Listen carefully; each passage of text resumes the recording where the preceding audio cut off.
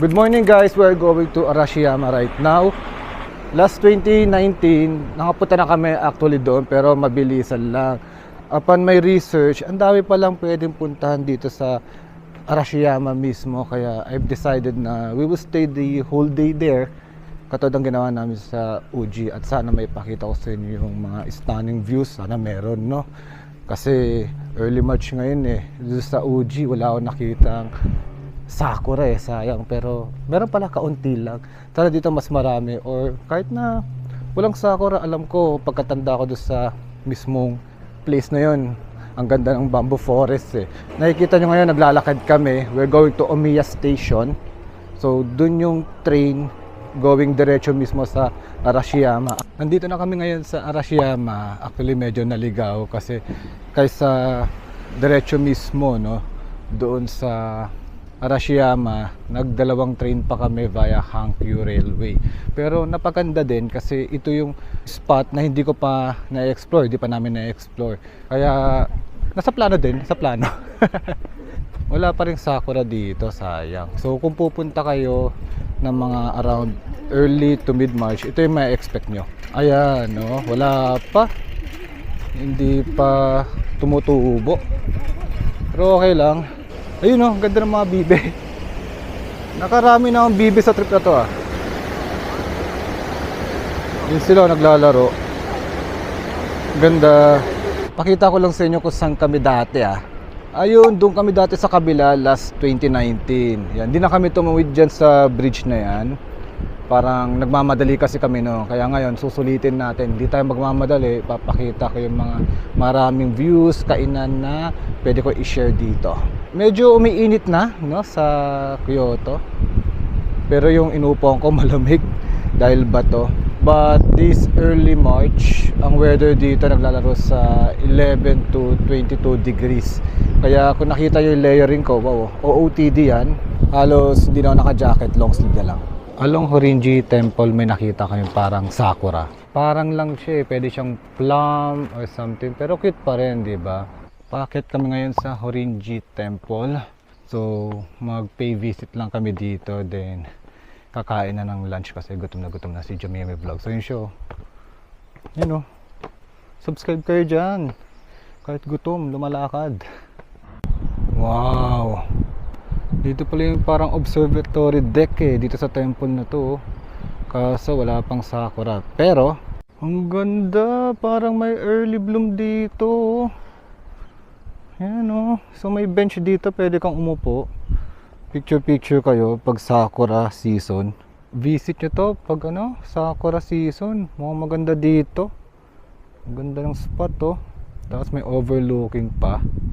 Ito yung mismong temple. Ayan Please, bull market naman sa crypto, pati stock market. Please po.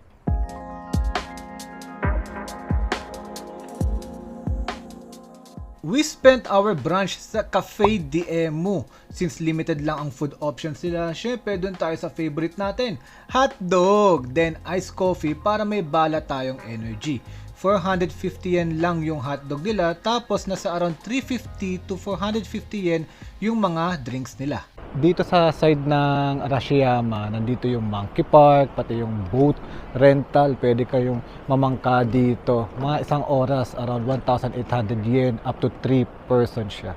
Sabi ko sa inyo, marami pa talagang pwedeng i-explore dito sa Arashiyama Patawid na kami sa Arashiyama Bridge. So, pakita ko sa inyo yung view. On the left side, ito makikita nyo. Yan. Ganda. Ayun naman yung view sa kabila. Ayun ganda. Presko ng hangin dito habang tumatawid. Nawawala yung init ng araw. Ang saya.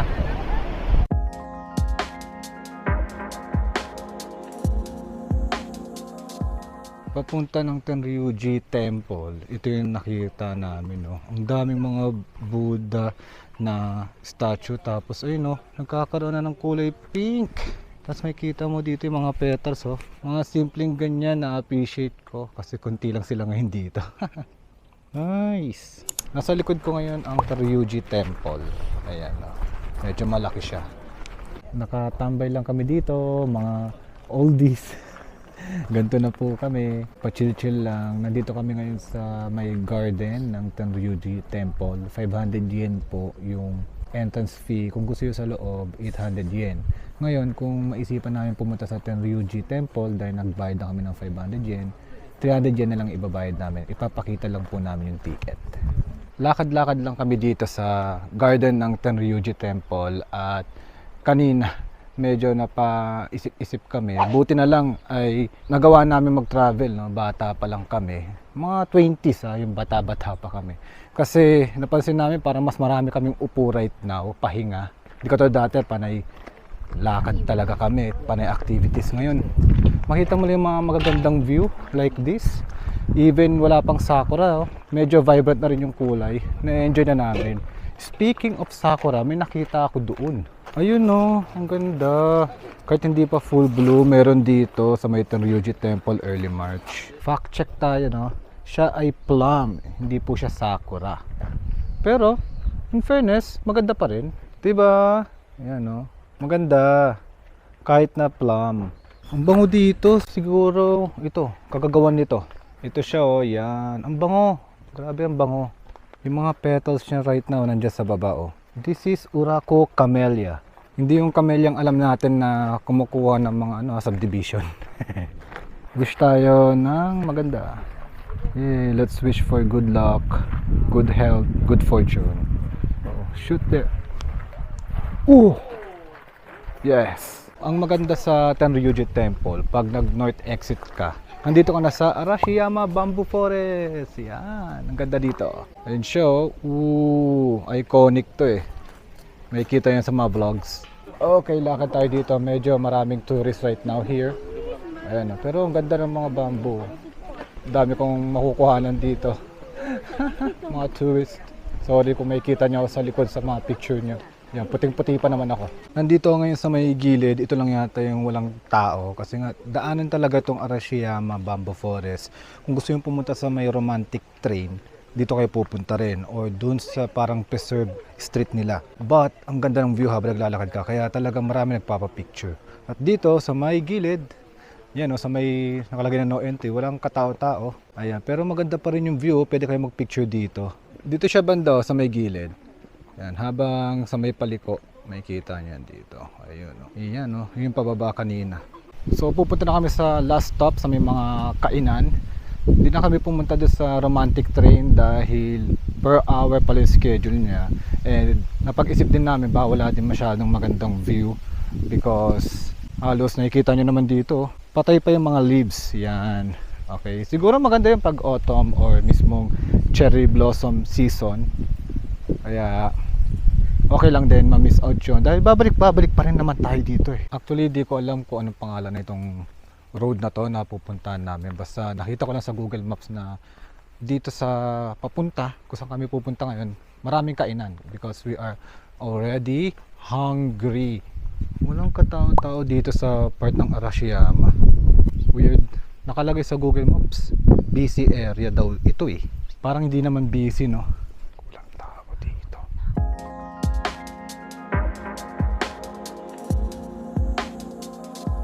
Sa wakas, nakaupo na rin kami.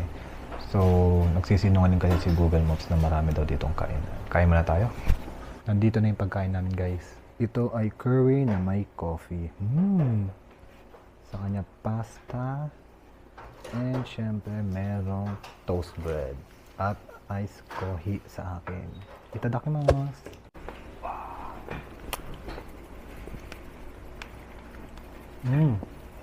Wow, maanghang siya. Sarap.